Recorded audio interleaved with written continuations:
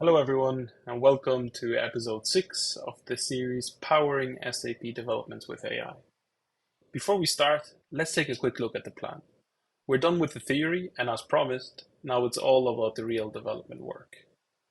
As previously mentioned, what's different about this entire revolution that OpenAI started back in November last year is that it was often advertised as something that can replace developers, remember? Well, it wasn't crowned that for no reason. ChatGPT can write code. Can it write production code? No. Can it take a requirement document from a client and develop a fully functional application? Mm-mm. Can it replace developers as it is now? Absolutely not. So what can it do? Well, amongst other things, it can help developers speed up some of their routine tasks. That's for sure. But it can also replace them in writing simple code snippets, as long as they are described well by the developer. Let's treat ChatGPT as a colleague that sits beside us all day and writes whatever we want them to, sometimes well, sometimes not so well. In today's episode, I tried to build a fully functional RAP application. Since episode 7 and 8 both focus on the type of coding aid that we can expect from ChatGPT, I'll make this one a bit different and talk about expectations versus reality. So, to supplement the name of today's episode, I told you it can code, but not always very well. Let's talk about the things ChatGPT is pretty weak at. I was planning to test ABAP selection screens because it does them pretty well, but they are no longer valid for S4HANA, so there's not much point. I'll skip them and focus on the RESTful ABAP programming model instead. Let's say we want to build from the ground up. Our requirement is to store the list of participants of every episode of Powering SAP Developments with AI in a database table and expose it as a Fiori application with the full create, read, update, delete functionality. Here's how we would start. First of all, we need to describe the requirement in plain English. I would do it like this. Here is my development requirement in ABAP. I need a Fiori application to store the list of participants of my video series in a readable format. The app should let me create, update, delete new participants.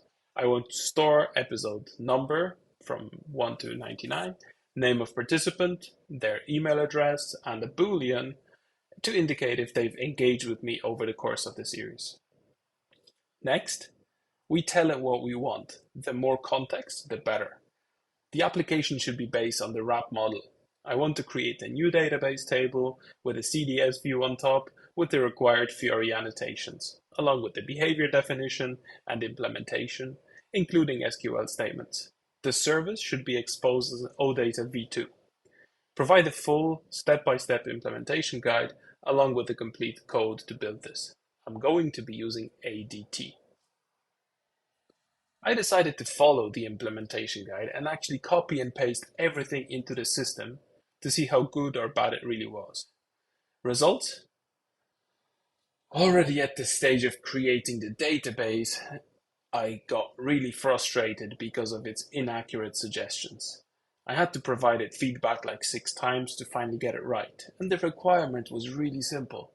It was missing some of the mandatory annotations or referencing non-existing field types. So I figured that instead of asking it to provide code for the DB, it's a lot better to copy the template code that's generated by ADT and ask it to work off that. That's a tip for the future. Result? 2 iterations instead of 6, and a lot of time and nerve-wracking saved. It still isn't perfect because ABAP Bool doesn't exist, but it's a much quicker start. Next was the CDS view. That was pretty smooth.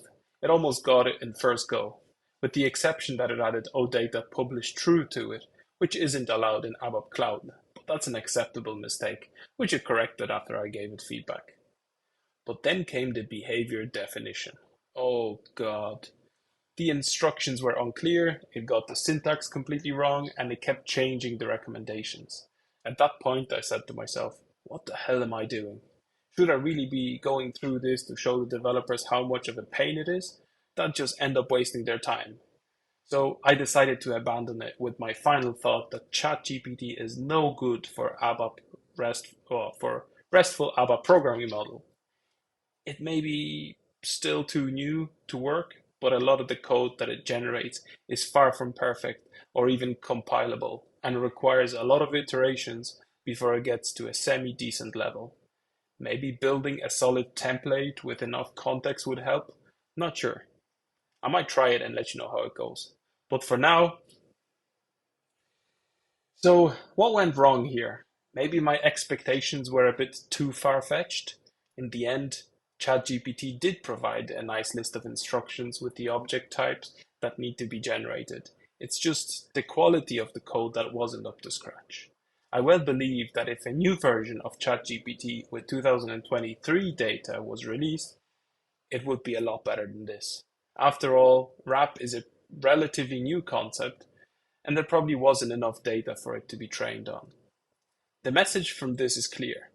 ABAP developers, and especially RAP developers, don't worry. You won't be getting replaced just yet. In the next 2 episodes, we'll look at smaller and more realistic use cases. Make sure you follow me so you don't miss it. Thanks a lot and see you next week.